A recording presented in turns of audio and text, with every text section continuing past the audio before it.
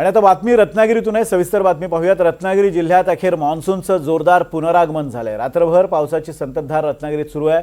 दरम्यान हवामान खात्यानं रत्नागिरी जिल्ह्यासाठी 26 जून पर्यंत पावसाचा येलो अलर्ट दिलाय। विजांच्या कडकडाटासह आणि वादळी वाऱ्यासह जोरदार पाऊस पडेल अशी शक्यताही वर्तवण्यात आली आहे।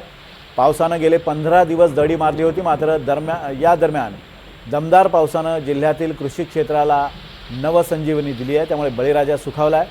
पावसाच्या या पुनरागमनामुळे रखडलेली शेतीची कामं आता जोमानं सुरू झाली आहेत।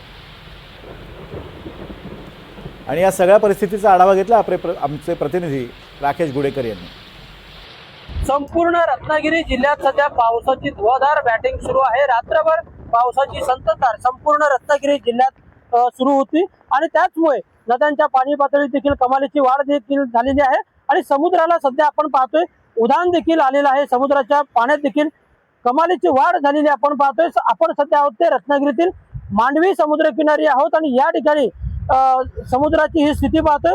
लाटांचा मारा जो आहे तो वेगवान मारा सध्या किनारपट्टीवर होताना आपल्याला पाहायला मिळतोय। अजस्त्र लाटा या समुद्रामध्ये उसळताना सध्या दिसत आहेत। सध्या रत्नागिरी जिल्ह्यासाठी पावसाचा येलो अलर्ट हवामान खात्याकडून देण्यात आलेला आहे। 26 जून पर्यंत रत्नागिरी जिल्ह्यात मुसळधार ते अतिमुसळधार पाऊस आणि तोही वादळी वाऱ्यासह पाऊस पडेल अशी शक्यता हवामान खात्याकडून वर्तवण्यात आलेली आहे आणि पावसाचा हा दिलेला अंदाज हवामान खात्याने कुठेतरी खरा होताना देखील आपण पाहतोय, कारण पावसाची संततधार सुरू आहे।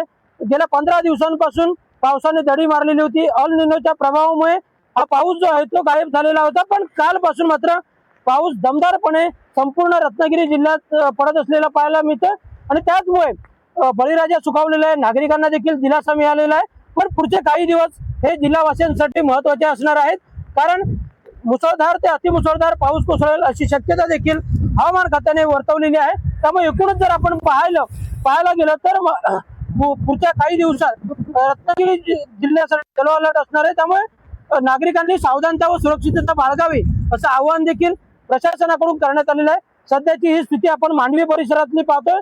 वेगवान वारे सध्या किनारपट्टी भागात वाहताना आपल्याला पाहायला मिळतात आणि समुद्र देखील खवळलेला या ठिकाणी पाहायला मिळतोय।